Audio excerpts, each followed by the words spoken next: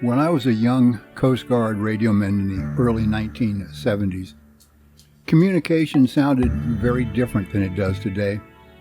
It came through static-filled headphones, across teletype machines, through Morse code keys, and long nights listening to voices carried over the airwaves. Back then, communication felt physical.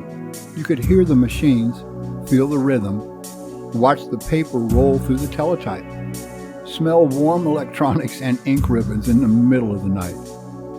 Satellite communication barely existed. The digital world we now live in was mostly science fiction. After leaving the service, I took a job entering stock orders into a mini computer system. For the first time, I found myself communicating directly with a machine. And something about that fascinated me completely. See, I remember reading Robert Heinlein's The Moon is a Harsh Mistress, and wondering if someday computers might become more than just simple tools.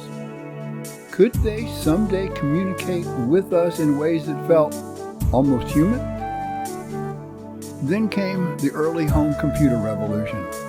Commodore computers, chess machines, the Atari 2600, little glowing screens that hinted the world was changing forever.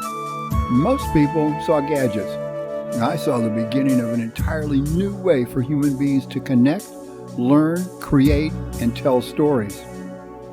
Over the decades, that fascination led me through many different worlds: radio, storytelling, software development, history, research, education, digital publishing, artificial intelligence.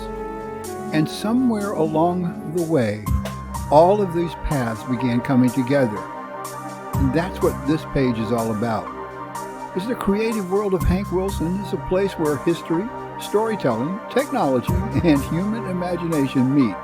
Here you'll find stories from the past, reflections on communication and creativity, guided imagery, historical research, podcasts, experimental AI projects, interactive literary characters, and behind-the-scenes glimpses into the systems we're building for the future.